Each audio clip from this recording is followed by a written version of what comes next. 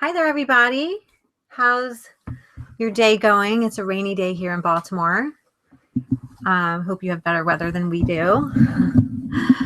I'd love it if one of you can just let me know that you can hear us by sending an email to rabbishlomoslakin@gmail.com. Or I guess you can write it right in the chat box if you can hear.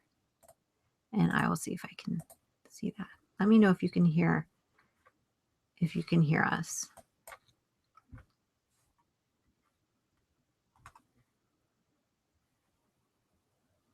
Anybody?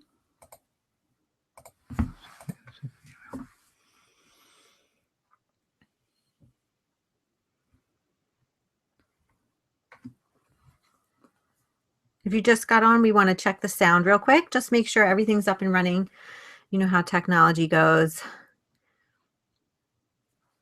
I haven't heard yet from anybody. So, oh, okay, great.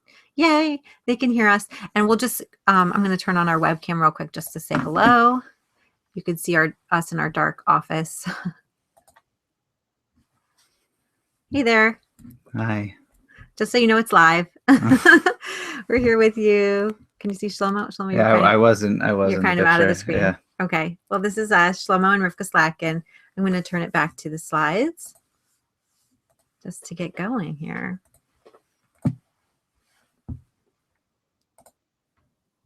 Okay.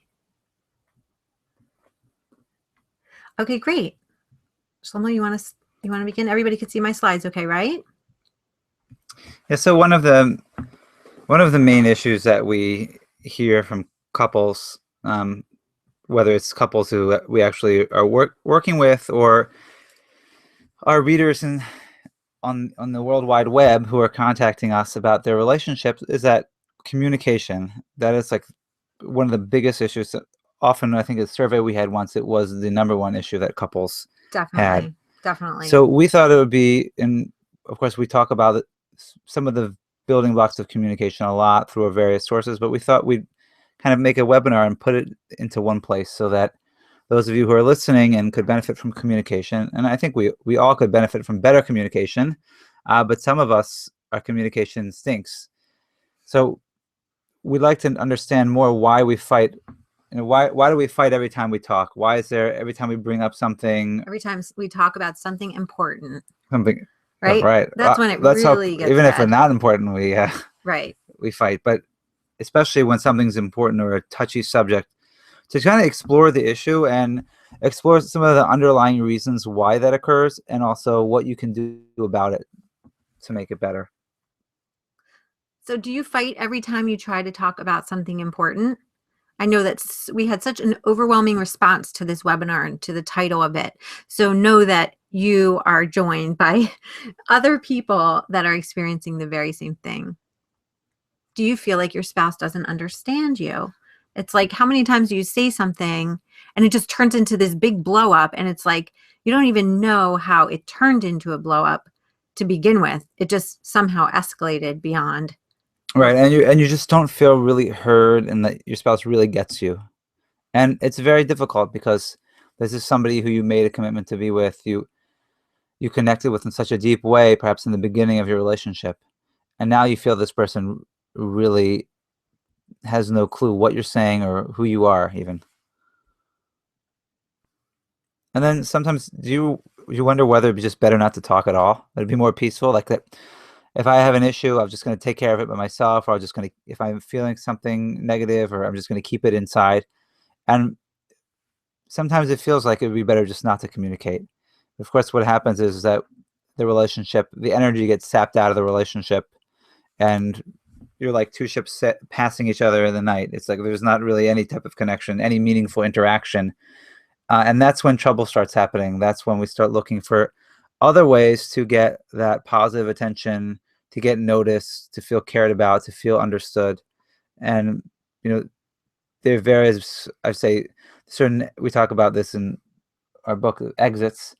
There's certain exits that I would say are benign exits, perhaps like work or working out or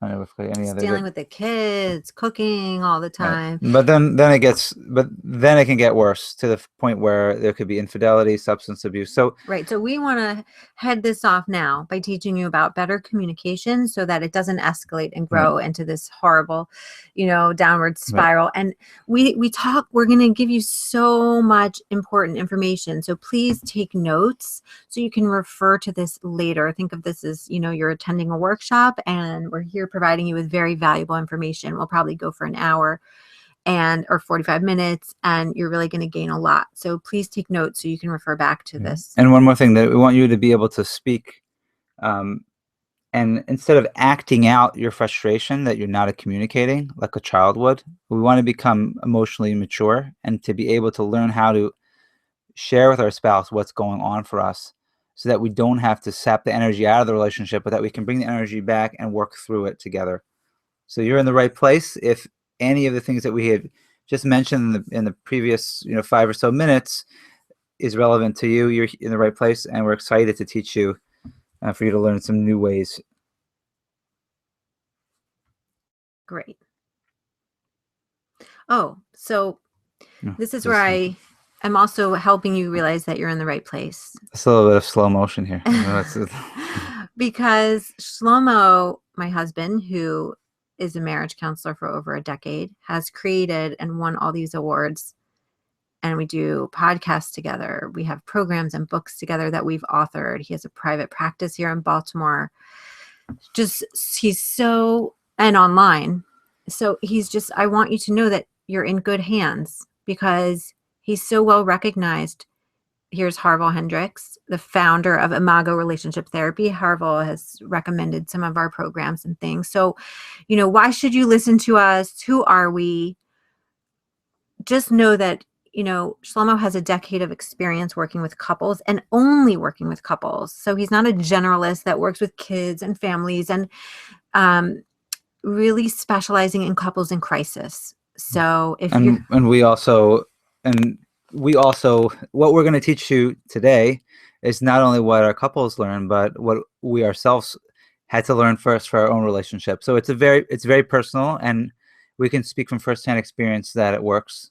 Yeah. And it made all the difference for us in our relationship, and still does to this day. Yeah, I often forget how many of you actually don't know us. There's so many of you that have been our readers for a very long time, but many of you are new to the Marriage Restoration Project, which is our website. So I guess we can just briefly share our story with you. Over 13 years ago, we had our first child. Now we have 5.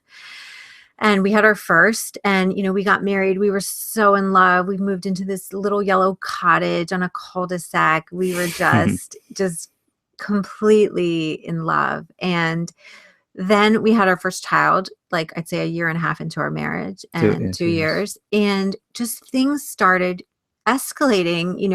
Fuses were shorter with less sleep. And we were it got really hard. And I started doing some of the things I saw my parents do, and I come from a very, I'd say, dysfunctional, divorced family. And Shlomo started doing what he saw, at home, and he has wonderful parents, but we all, repeat what we saw, and things were really getting bad. And thank God we both were talking to different people, or I happened to be at a hairstylist, and I forget which Shlomo was doing, but 2 people at the same time told us about Imago therapy. I had never heard of it before. Imago is spelled IMAGO, and it was really new to me. And my hairstylist was saying, yeah, it's this therapy where one person talks and the other person listens and doesn't talk when the other one's listening. So I thought that was really interesting, because I remember my parents' experience going to marriage counseling. They'd come home when I was a very little girl. I remember my father, calling on the phone, what's that number on the bulletin board? Give me that number. And I looked at the business card and it said marriage counselor, and it didn't sound very good. So this sounded really interesting. So we found an Imago therapist, and we went for an appointment. We had never been to counseling before. And after the first session, we completely fell back in love. Like, really completely. All the fights and everything just started to melt away, and I couldn't believe it. So we started, going several times, and after a while, we got really comfortable with it. And Shlomo was already in school for counseling, but he didn't know what he wanted to specialize in. And our Imago therapist said, you guys are such a great couple. You should really consider taking the Imago training and getting advanced certification in Imago relationship therapy. And we did, and Shlomo did. So I'm just here as a pretty face. No, Well, I couldn't do it without you. I'm You're here the to brains support behind the Shlomo, but really in Imago, everything is website. about the couple. We do everything together because we strongly believe that it's not about you needing to change or he needs to change. It's about what's going on in your relationship space between the two of you. Is it a good space? Is it clean? Or is it cluttered? Is it completely discombobulated and dysfunctional? Or let's clean up this space. Let's look at the space between the two of you, because that's almost an entity of itself. And we'll talk more about that. But anyway. And as you work on the relationship and the needs that you didn't get from each other, you actually wind up experiencing personal healing and growth yourself. So it's kind of like two for the price of one. You're working on your relationship, and you're also, by working on your relationship, you are healing yourself and experiencing and I guess being compelled to grow. So it's really amazing. Yeah. How it works that way. So thank God that's our journey. And so now we love to share it with other couples through our website, the Marriage Restoration Project. So let's begin. So what does communication mean? So we'll give you a dictionary definition, or at least a Wikipedia definition. The communication is from the Latin communicare. I hope I said that right. If any of you Latin experts, I didn't take Latin in school, which means to share, to communicate, to share. And what does it mean? That you're conveying intended meanings from one entity or group to another through the use of mutually understood signs and semiotic rules. So basically, one person or entity, and communication doesn't have to be between two people. It can be between groups. It can be between anything. But the idea is that there's two parts, and there's some type of meaning that you're trying to convey from one part to the other, or in our case, from one person to the other. So there are lots of types of communication out there. There's verbal communication, there's nonverbal communication, there's business communication. There are a lot of different types of communication. Relationships are the most important ones that we see there's nonverbal communication. Like eye rolling, yeah. Crossing your arms. Yeah, and you can see that. I mean, obviously, when you have a conversation with your spouse, although we encourage couples not to mind read, you can get a little sense of maybe how your spouse might be feeling by the way that they are expressing themselves non-verbally. And we definitely encourage couples to, disengage from these, I guess, self-destructive forms of nonverbal communication, like eye rolling, or like if a couple is crossing, if they're talking but their arms crossed, and you can tell that they're not open to what you're having to say. So it's definitely something to work on, and that might be something we could talk about in another webinar. But today we're going to focus on verbal communication, because that's really what we think about when we think about communication and communication problems. And that's what couples are primarily complaining about, that when they talk to each other, nothing's happening. So how do you share with each other in a way that your spouse understands? And how do you listen for the purpose of understanding these messages trying to be conveyed? So we have, essentially, there's two components of the communication. There's how we share and how we listen. And we're going to explore today how we're doing both of those things and how we could improve in those areas. I mean, how are we doing both those things in a way that's setting off our spouse and creating, exacerbating the situation, making it worse, and then what we can actually do about it. I'd love for you guys to take a moment and put in the chat if you think you have more of an issue, more problems with sharing or more problems with listening. I'm just curious, if you feel like, which one really feels like it's harder for you? Is it harder for you to express your feelings and share, or is it harder for you to listen? Let's take a minute. I'm curious. Let's have a little vote here. I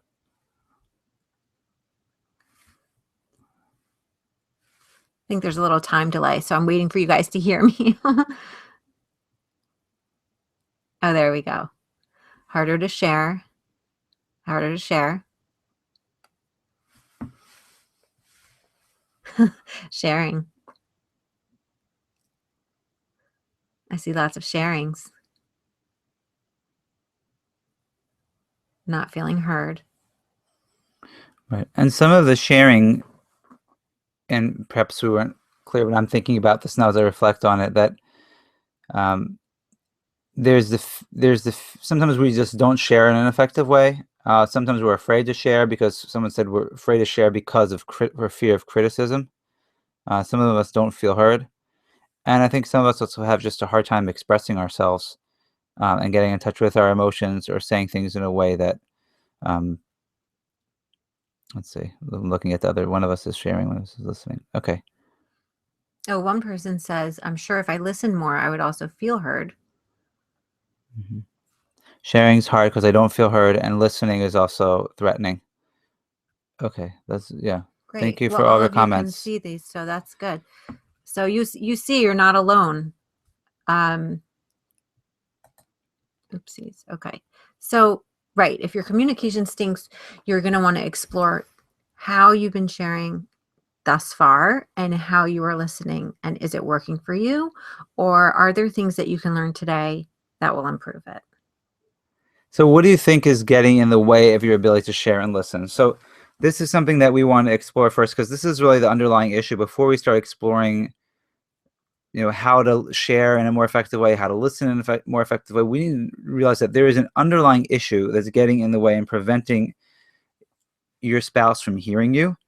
It might be preventing you from sharing effectively, and preventing your spouse from hearing you, and also preventing you from listening and hearing your spouse without reacting. So should we ask the group what they think it is? Sure, why not? Good All idea. right, guys. It's not a rhetorical question. So what do you think is getting in your way of being able to share and being able to listen? Let's just throw some things out there. Because hopefully nobody gives away the answer. And yes, this webinar will be recorded, so you can hear it again.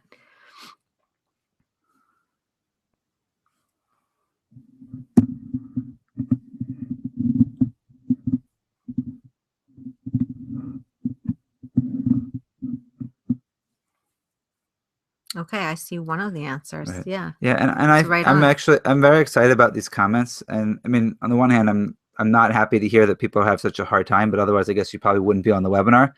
But I'm excited because I feel like what we're going to learn today is really going to make a huge difference based on what I'm reading with the challenges that you all are experiencing.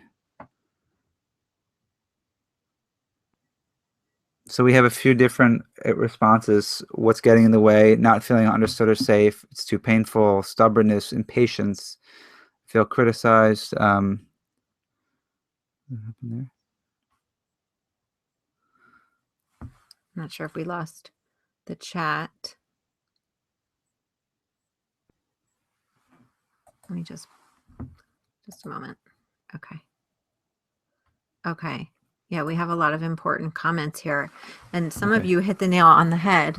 So at least our answer, and at least what we want to present today, not saying the other ones are not important as well. I think it's actually even all encompassing. It's probably, this is, yeah. I think this answer really actually is like an umbrella for all of your answers. So all of your answers are correct.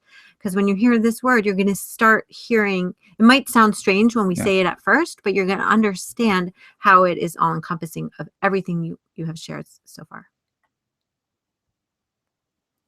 So it's really safety or lack thereof. Your ability or inability to feel safe is really what gets in the way of effective communication. And as some of you had mentioned, if you don't feel safe, you're not going to share, or you're not going to share well. And if you don't feel safe, you're not going to want to listen either. And you'll get reactive. And let's explore a little bit about how that manifests itself. So just a little bit of a science review. This is really interesting. So why don't we feel safe? It's because somebody is taking really good care of us. Who is that? Shlomo, tell us. It's not your parents. It's your reptilian brain. So there's a model by Dr. Paul MacLean called the triune brain, and he posits that breaks the brain into three parts. There's the reptilian brain, which is known as the brainstem. There's the emotional brain, which is the limbic system. I mean, you can disregard the,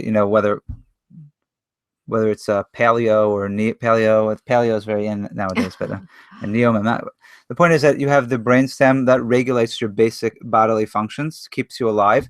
You have the emotional part of your brain, and you have the logical part of your brain.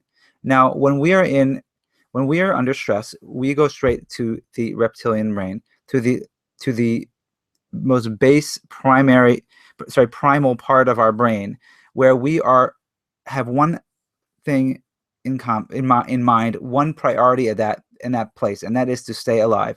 All logic goes out the window. When you feel flustered or stressed out, you feel like you're not thinking straight. Well, that's what's going on. You're not able to think fully. You're not able to think about what would be a logical solution for this. How could we do this differently? How could maybe I be flexible? No, you are solely focused on yourself. You're self-absorbed, and you're trying to stay alive. And this is what gets us in trouble. So this helped us growing up as a child, but it doesn't help us very much in relationships. I remember when we attended different marriage retreats in the past, Imago marriage workshops, I remember the leader of the retreat saying, your brain has no sense of time. It's meaning past or present or future. So your brain doesn't know that you're the unconscious doesn't know that you're an adult now, that you're not a child. So the brain can't distinguish between, there will be an interesting study to look up, but it can't distinguish between past, present, and future. And how interesting that is, because it's still working as hard as it did when it kept you alive as a baby. Right, and it's like PTSD in the sense that you re-experience something that reminds you of an original trigger, and you react the same way. You feel unsafe, and then you either go into fight or flight, or you freeze or submit. So basically, again, going back to childhood, and even if we had great parents, children, that a little incident for a child can make a huge impression. Whereas if the same thing would happen to us as an adult, it wouldn't be such a big deal. So we're very careful. We don't want children to see scary things. But for an adult, it wouldn't be a big deal. But for a child, it can really torment them. So just in general, as we think about some of the experience we had, they might have been very impactful in a negative way growing up. So we have that original wound that we have from growing up. And of course, if our situation was not so great, and we had, a very, volatile home, so we felt even more unsafe. And in order to protect ourselves growing up, we had to go into that fight or flight response. This is what served us to keep us alive. So for some of us, we checked out, we went into our room, closed the door, and disappeared. Others of us, we made a lot of noise and we fought back, or we needed to make a lot of noise to get attention. The different ways that we respond, and we talk about it in the Turtles and Hailstorms, that some of you probably have read about in our email list, that there's two different types of energy. We either create a lot of drama, that's the fight or flight. We either make a lot of noise, and that's usually because we felt like we're not going to be noticed otherwise, or we check out and we freeze, we go into our shell like the turtle. And those things served us very well growing up. The problem is that when we get married, we usually attract the opposite of that. So we fall in love with someone, like, for example, just speaking for myself, as a turtle, I loved when I met you, Rivka, because I thought your energy was great. You were just so expressive and emotional, and of course it was really positive emotions towards me, so I felt really good. And then I really loved that, and that was something that I didn't really have. But then when we started fighting and your emotions were also really big, I was terrified and I went into my shell. And then of course the more that I went into my shell, the more noise you had to make because you felt like you weren't getting noticed. So it's a vicious cycle. And then we just start labeling our spouse as like, a lot of times it's the woman that's a hailstorm and the man that's a turtle, but it can be the opposite. I've had plenty of couples where it's the opposite. But what happens is that, we started labeling our spouse like the hailstorm, maybe that's the verbally abusive spouse, the hysterical wife, or the husband is the, checked out, non-emotional man, or like, in outer space, minding, completely disconnected.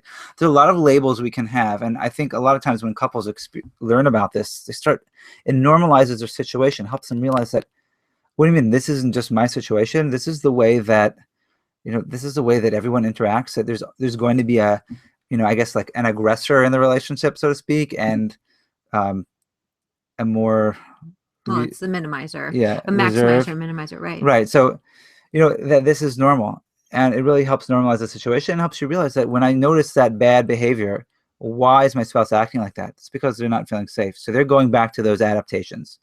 If you're Yeah, you had shared what it's like to be a turtle, but as a hailstorm myself, it's frightening to have, sometimes to have a turtle and be married to a turtle. So those of you fellow maximizers, pet turtle, and those of you fellow hailstorms, I'm with you. I understand.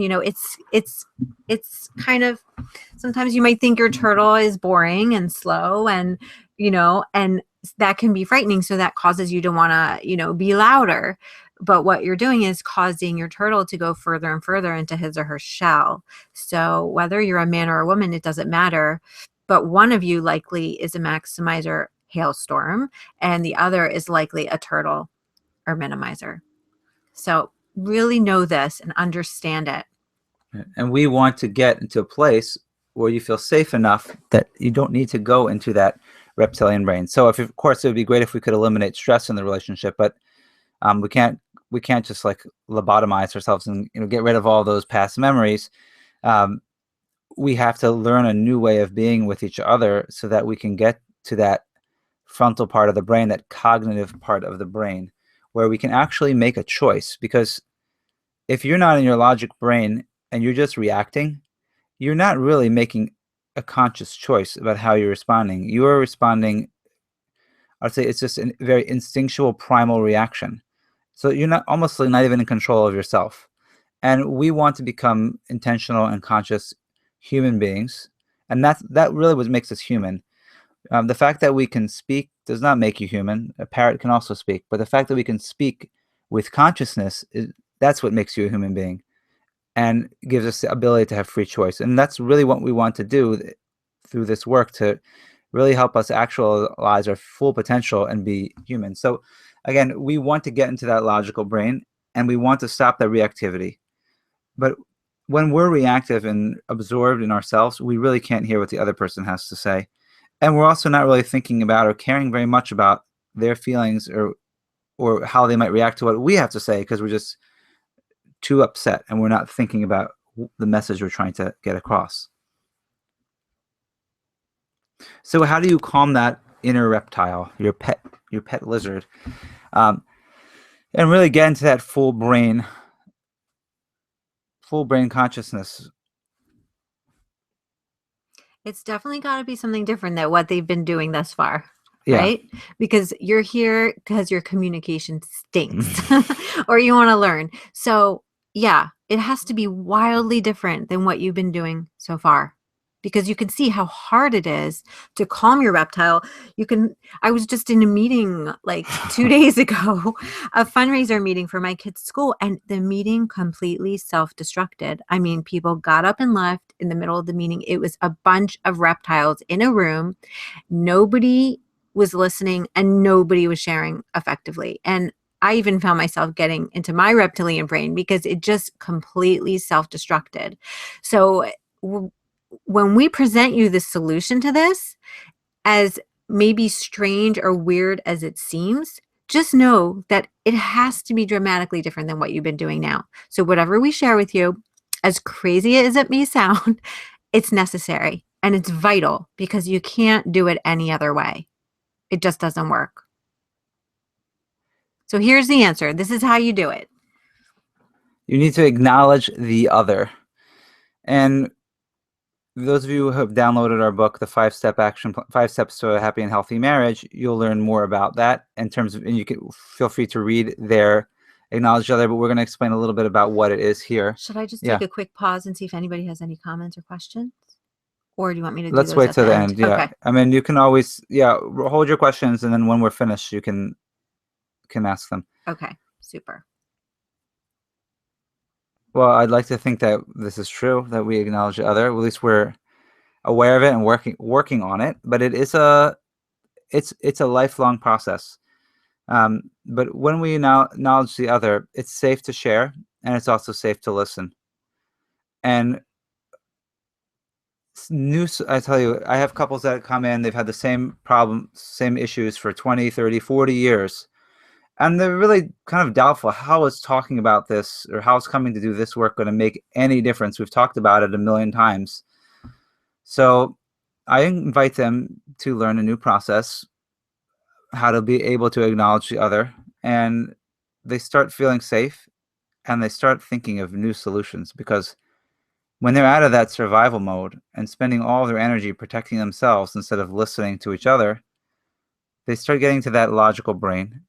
And one person may come up with a solution, or they come up with a joint solution together, or it doesn't bother the person who's sharing as much anymore because they're conscious about it. So it really makes a huge difference.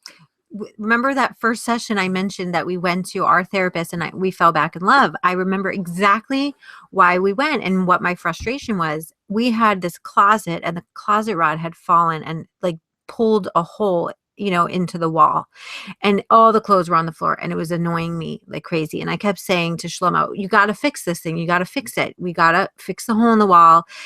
Every time I saw it, it made me nervous. All the clothes on the floor made me even more nervous. And it was just so irritating that he didn't do it.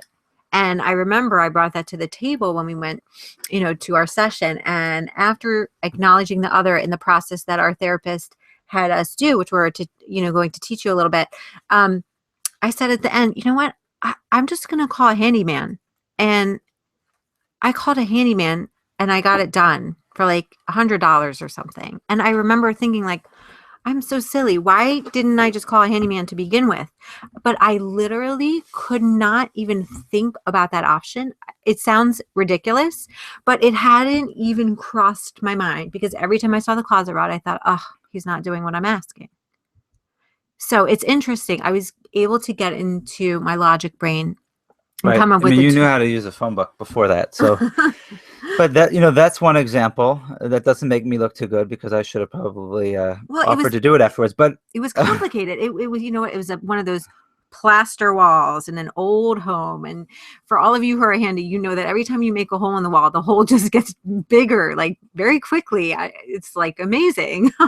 So it was hard. So I don't even know why I thought like, he's not going to be able to do such a thing. But anyway, I feel better now, because I tell that example a lot, and I always think like I just had to. It was like a simple thing that I could have done, but thank you for making it look like it was beyond my really, competency. yeah. But there are other ways, and another way it could happen is that another response would have been, I would have heard it and not, let's say it was something I could have done, I've been resistant.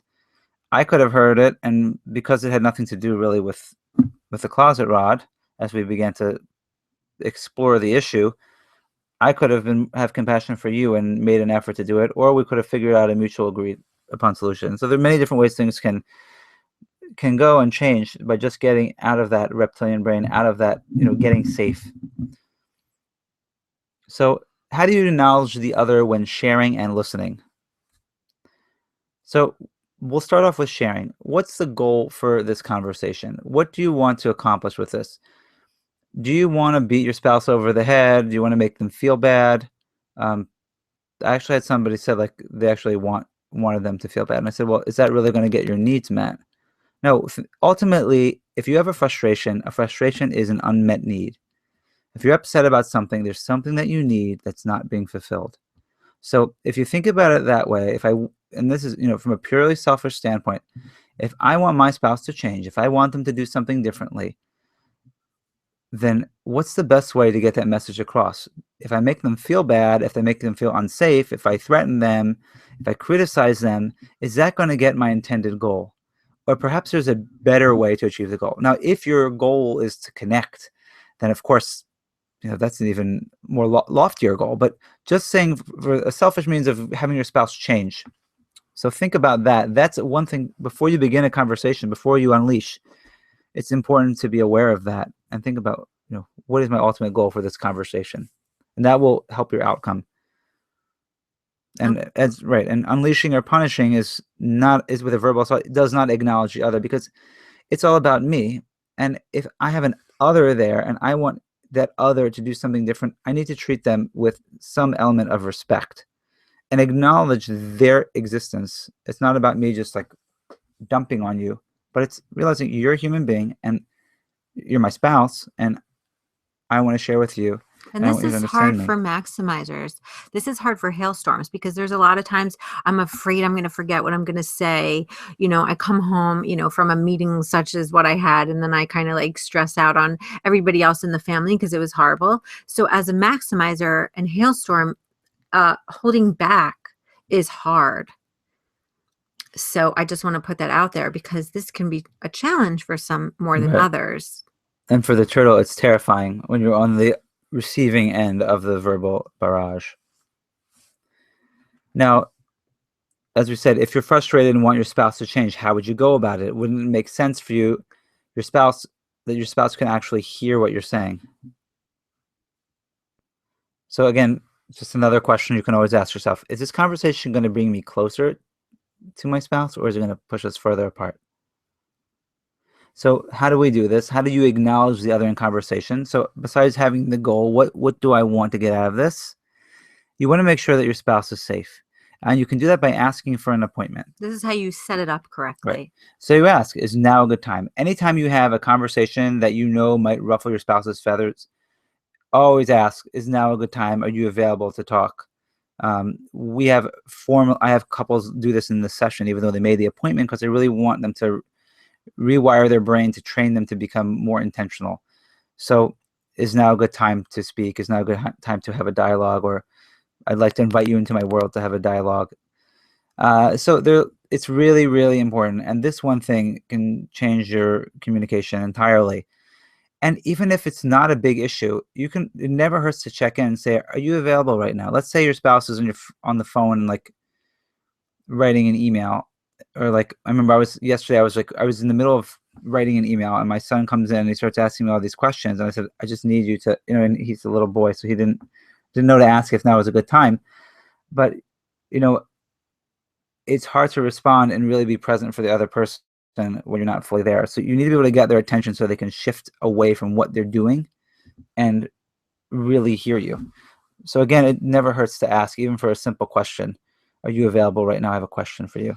I think also this is great for husbands and wives to do at work. Like instead of calling your partner at work and being like, honey, can I ask you something? Like maybe send them a text or an email before and say there's, something or a few things I want to discuss with you. When would be a good time for us to go over these things? Rather than calling every single time. So ask if now is a good time. And of course, use common sense. If they're coming in tired from a long day at work, it's probably not the best time to talk about something important or to unleash. So when you make sure it's a good time, it allows your spouse to really show up fully, to be safe, and to be attentive. And that's ultimately what you want. And when they do that, they can get to that logic brain and they can hear what you're saying from a logical perspective instead of a reactive perspective, which in turn can lead to them changing and doing, being able to better meet your needs. So what if it's not a good time? So for us turtles, it's usually never a good time. We would rather never speak about or listen to maybe we don't mind speaking, but listen to a difficult issue. So you really want to try to make a rain check within 24 hours. So it's okay if you're not available, but because you might not be emotionally ready to handle it. But your stretch, turtles, is to make a time when you will be available to fully show up. So most fights are happening because we're caught off guard or we were interrupted. Like if we were scrolling through a Facebook feed and someone came in and interrupted us or watching a movie. Me, right? Just set yourself up for success by doing such a simple thing. It can't hurt. Now let's go to the flip side. So we learned that to share, you have to keep the goal in mind, and then to make an appointment and see if your spouse is available. That's how you acknowledge that you're dealing with an other, that all because you're ready to talk doesn't mean that they are. Now, when you're listening, we have the same principle of acknowledging the other. When you're listening, listening is other focused. It's not about you. So you want to focus on the other person and what they have to say without reacting. And as we mentioned before, that when our ego or the self-absorption, that makes it hard for really to enter the other person's world. So when we listen effectively, it really means us getting out of ourselves and really traveling to the other person's world and getting out of and getting into their perspective. I remember a certain family member, I wanted to sit down and have the Imago dialogue process, which is what we're about to share with you a little bit, or this is part of acknowledging the other. But she said, well, I don't want to sit down with you because I don't want to agree with you. And I feel like that's such a good example, because she was so self-absorbed about, I can't let go of myself and listen to you and travel to your world and hear what you have to say, because it's so threatening to me. Right. And listening doesn't mean you have to agree. Right. That's the missing part, is she wouldn't have had to agree with me. I just wanted her to hear, a little bit more. And you can even validate the other person without agreeing with what they have to say, because we're realizing that you are talking to an other and there is an other person. You are both two unique individuals. So let's explore a little bit about what listening is not. These are probably some of the things that you might be doing to get yourself in trouble. So commiserating, like Rivka's favorite, I hear you. Oh, that's so popular now. I had a couple that said, like, when one spouse was upset, like the husband would go like, I hear you. And I said, that's very nice that you're trying to be present for her, but it feels a little bit patronizing, or like you're not really hearing, because you're just saying that. It's almost like shut up already. Like, I don't want to. It's weird, even though. if that's not the intention. I'm seeing some marriage like advice out there when I look at other kind of, marriagey websites and stuff. I see people writing, quote unquote, experts saying, the best 3 words you could be saying to your spouse is, I hear you, or I hear. And I don't know, I have this thing now, because I know what it's like to feel heard so deeply. Thank you, Shlomo. I know what it really is like. So when someone says to me, I hear, when I say, oh, I'm frustrated today, or I hear. Like, you don't really know, are they really listening to you? Do they really hear what you have to say? Are they really understanding you? Or are they just kind of, like, I hear. They need something to say, to maybe even for themselves, because they feel bad. So commiserating, I hear you, or even just saying like, yeah, I know what it's like. I also had a difficult time when I was your age.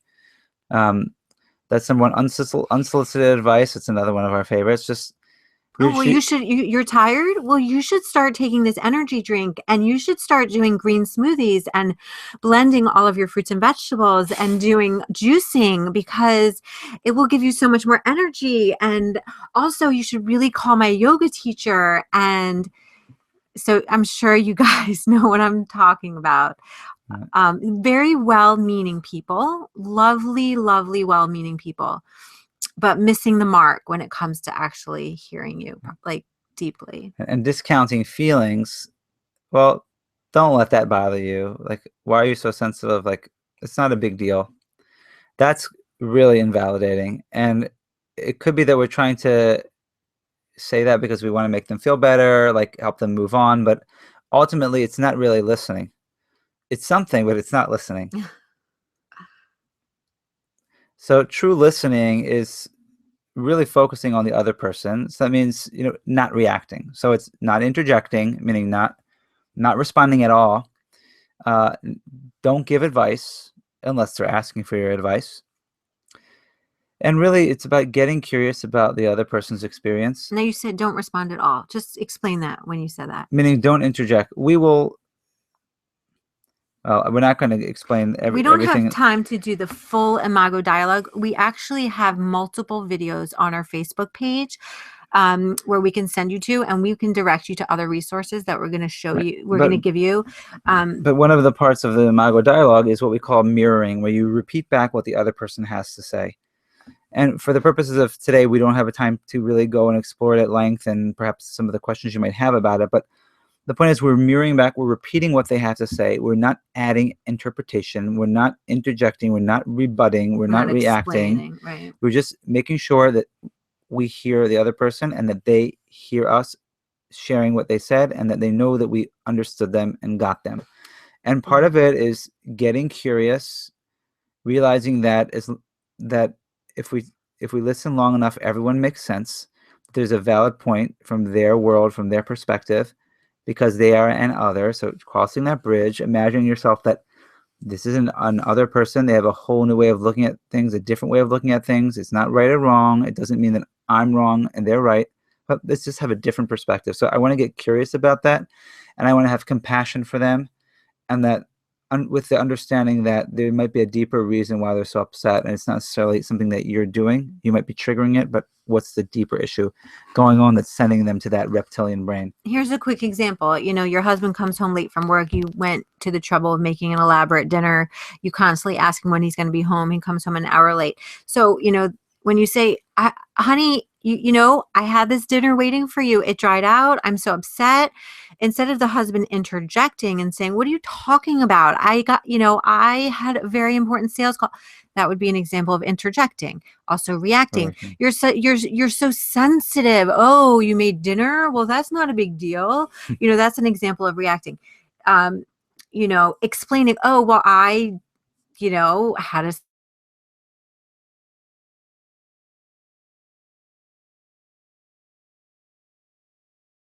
you wanted to share with me about that? Like,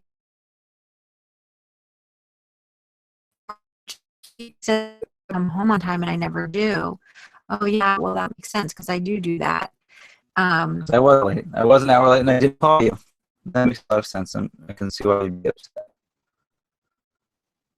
So how do you accomplish this? How do you acknowledge the other when listening? What is the process to be able to do that? So we share with you kind of the building blocks, and we wanted to keep this, realize it's the middle of the day. This would have to be multiple hours to go fully into this, but we're going to give you some resources now so you can actually see us doing it and learn it. Just go for a second. Okay. Yeah, so these are really the building blocks. That this is going to, just having this in mind without even knowing exactly what to do, but just to realize that when you're sharing, you're acknowledging the other, meaning keeping the goal in mind, that you're speaking to someone else and respecting them, and also making sure respecting their time and availability by asking for an appointment. And then on the other end, being other focused when listening, realizing that your spouse may share something that you completely disagree with, but you want to be open to hearing what they have to say and really doing true listening. And part of it we shared about the mirroring, repeating back. Now, there's a lot more details to the mirroring, and we have plenty of resources for that. This is going to help you get there, but there's even a more specific process that we teach couples that we use ourselves, and you're able to read about it. If you get the book, it's free online on our website, the 5-step action plan. If you don't already have it, it has acknowledge the other, their examples, and it tell you how to do the Imago dialogue process. We also have a lot of free videos and also a course where we have it. But if you really want to master the Imago dialogue process, we feel like the best opportunity is an immersion experience. And that's the Getting the Love You Want workshop. This is the prototype Imago workshop. It's offered all over the world. Rivka and I offer this workshop as well, and we are offering it on a Sunday, Monday, May 21st and 22nd. If any of you are horse racing fans, the Preakness is going to be Friday, Saturday. Well, yeah, right before that. But so, we do this a couple times a year, maybe 2 or 3 times a year. So this is our upcoming workshop experience. We'd love to meet you. We'd love to actually do the work with you and help you actually experience it. Instead of just listening to us presenting it, we want you to be immersed in it and actually do it. Because couples do try to learn it on their own, and it is helpful. But we find that you really need to have a real, somebody there to help you through the process and to really learn it, and to go through all the, the nitty gritty, the details, to ask your questions, to really refine it, because it is a skill. But once you have the skill, you have it for the rest of your life. So it's an amazing workshop. We don't just teach the Imago dialogue, but we explore really the whole journey of a couple from the beginning of your relationship to the conflict stage, to how to get out of conflict to a better place. It's a powerful workshop. We have couples that have gone in the past that I've spoken to recently, and they're still applying the skills that they've learned. I think some of you are even on the call. So if you want to just share in the chat what your experience was at the last workshop, we'd love to hear from you. This is the link where you can go and register. It's kind of a long link. You could really just If go you to our click on it, I think, yeah. website, themarriagerestorationproject.com, and you'll see at the top nav bar, you'll see a button that says retreats. And you can choose from private or group. This Getting the Love You Want weekend is our group retreat. So click on Right. group. And there are other couples there. Depending on how many people attend, I'm not expecting 100 couples. So you have some kind of more attention. But what happens is some people are, and you don't have to share anything publicly. Though we do have demo couples, which is optional. But you have privacy. The space is really nice. You can spread out in the hotel and do your individual work together as a couple. We also offer a private program for those who want a private retreat, who don't want to be around other couples. For some people, that's better, and especially if you need some, really laser focused help. And you're welcome to contact us, and we can share with you more about that program as well. But this group one's coming up, and we are actually going to be closing registration next week because it's coming up very soon. We have to order your materials because your workshop fee comes with books that are sent to us from Imago. So we have to order those prior to you guys coming. So we need to get a head count. So I think, by, I would say at the very latest, we need to close this by Wednesday. Do you think Wednesday gives us enough time? Tuesday or Wednesday of next week, we must close registration. And if you have specific questions, we'd be happy to share with you.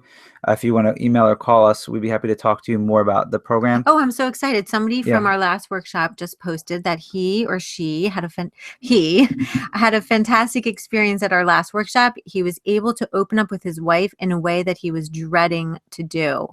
That's great.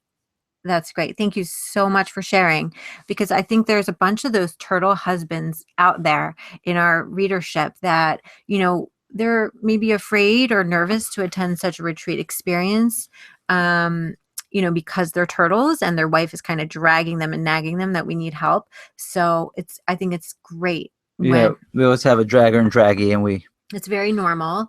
But our emphasis, we talked a lot about safety today, but the whole mood and energy of the Getting the Love You Want workshop experience is about safety. Everything we do has that concept in mind. So let's answer some of these questions that people have, and please feel free to write more. So I'm seeing, okay, so back to listening in the ways that you normally listen or talk. What if I'm trying to connect and my husband thinks I am judging or criticizing? So I'm not sure exactly in what way you're connecting. Because if you're trying to connect by things like, honey, maybe you should send out some resumes and get a better job so we can have more money and then we can connect more, that's going to be that's probably not what she's doing, but I'm wondering what it is that I'm curious. Yeah, because if you're connecting in a safe way, I mean, I'm thinking about this, how it could be. Maybe you say, "Oh, I want to spend time with you." I mean, it might feel like, "Oh, well, because you're never interested in spending time with me." I mean, it might come across with that. So, yeah, I mean, again, if the whole atmosphere for the relationship is not safe, it makes almost any positive attempt even can become threatening. So that's why this workshop is just so powerful, because it's really I would say it's really like an intervention, and really kind of shifts the whole relationship. And really makes a huge difference. So I feel like that when the shift occurs, then you're able to get safe with each other and be able to connect with each other, and the other person doesn't have to feel, oh, well, you're judging me or you're implying this, but they can understand what you're genuinely saying. Yeah, it's amazing when you actually learn this and you can hear kind of how different it might be than what you're saying now. You might not realize now why it seems critical or judgmental to your partner. But when you attend such a workshop and you learn what we teach you in acknowledging the other, you'll realize, oh, I've really been kind of very critical all this time. Or, or even when I say things like, honey, I miss you, we never spend time together, that just how that creates a discomfort or lack of safety in your partner. So it'll wake you up to that. Unsolicited advice, what's wrong with that if you're trying to help? Well, again, ultimately, we want to empower the other person to be able to find the answers on their own. But, it could be okay for you to ask and say, I have some ideas. Would you like to hear my feedback? And if the answer is yes, then you can give your advice. Like sometimes we'll talk and I might say, like, do you want me to mirror you back or do you want me to give you my opinion? So That then helps me I'm a lot. giving you, Rivka, the option of whether you want my advice or not, as opposed to just imposing it and saying, because it can feel invalidating. It's like, I'm depressed right now. It's like, I just want you to be with me in my pain. I don't want you to tell me, yes, you should go take antidepressants or you should go exercise or whatever it is. Like, I want someone to really hear me and feel where I'm coming from. And sometimes that alone helps a person get out of their space, that negative space. So you just want someone to be there. Yeah, I mean, I think ultimately that's what we really need, the validation and connection. So, yeah. Thank Any you. other And we questions? have another attendee of our last workshop that's remembering the holding technique. That's one of our secret tools that we use in the workshop, but it's such a romantic and calming experience to be able to hold your partner. We dim the lights.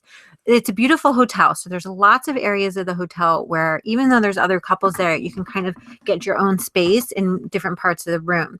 So we dim the lights. I play, soft music, and literally you take turns holding each other almost like in the fetal position where your spouse can feel, cared for, like as, from on a cellular level, just so deeply. So this person is sharing how much he or she loved the holding technique and that they still use it to this day when things get stressful. So thank you so much for sharing.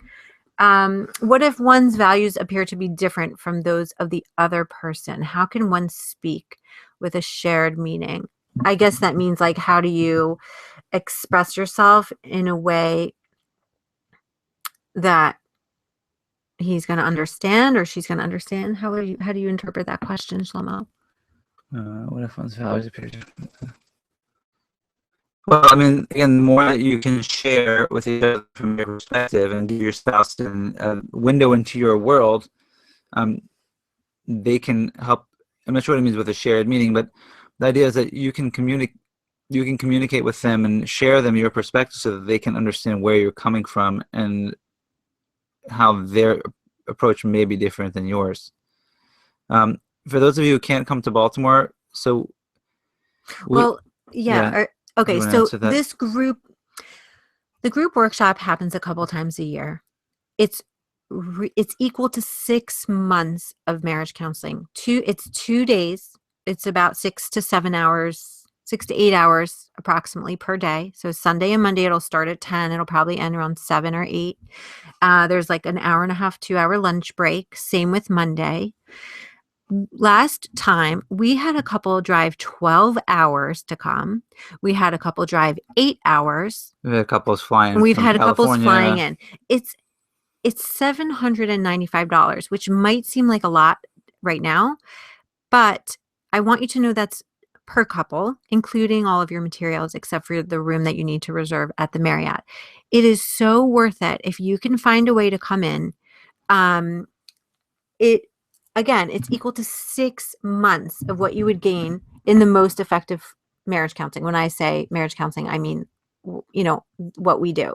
So if you can do 2 days, it is so worth it. Now, if you can't make May 21st and 22nd, Shlomo does private retreats with couples where either they come into Baltimore or he will travel to them, or he will do it on Skype. So he just did a 2-day retreat on Skype with a couple that was deployed, or one spouse was deployed. So it's a fantastic experience that can be done online as well.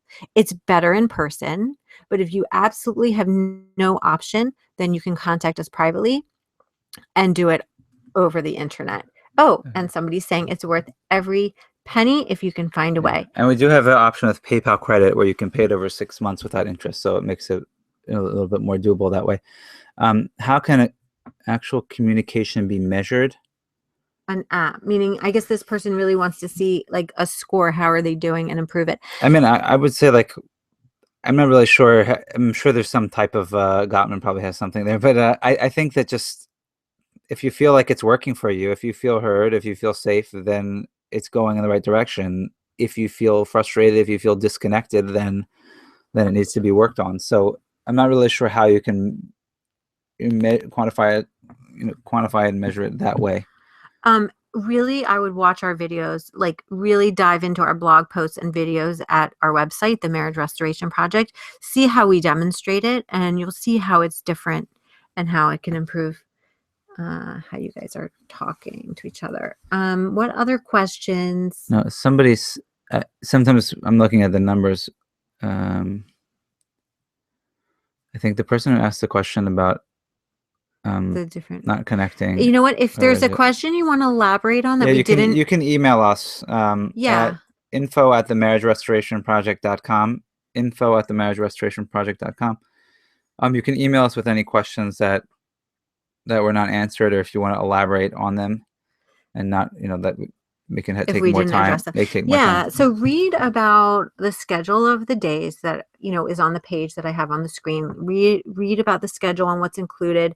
If you do register, and we hope to really meet some of you there, after you register, I'm going to send you a link to the hotel room, and the contact person that you can call to book your room. You just need, I guess, one night, unless you want to make it a whole experience in Baltimore, like that Preakness, prior.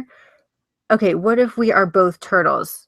I've seen that before. We've had a few duo turtle relationships at our some of our past workshops. Right, but there's usually one person who is a little bit more of one than the other, and And that's what we find. We also find that people become different, either a turtle or hailstorms, in different relationships. So like with my parents, I turn into a complete turtle. With certain people, with my mother, I'm a turtle. You become, and my father, I think I'm still a hailstorm. So it changes based on the other person too. It can change. Like if the other person is like a super hailstorm, then you become a turtle. Yeah. But the idea is even if you're both turtles, I mean, again, one person's a little bit more than the other. I've had that, but this still is helpful because again, it helps you feel safe. Wonderful. Well, it's 2:05 and we've kept you an hour. We appreciate everybody listening and being on the call. Do you know the next time for the group so we can plan ahead? We don't have the dates right now. Yeah, we're not sure. We're not going to know definitely until after this one. Usually we know maybe about 2 or 3 months beforehand. So you can contact us and we will email you dates. The private one is always, available, scheduled at a mutually convenient time with you and Shlomo. So just be in touch, keep reading our stuff, register for the Getting the Love, and we're always here for you. Really, everything we do, we're always thinking, what can we do? What can we do to help improve, your marriages? So this is another tool that we have in our toolbox for you. Thank you so much for joining us. Enjoy the rest of your day. Take care.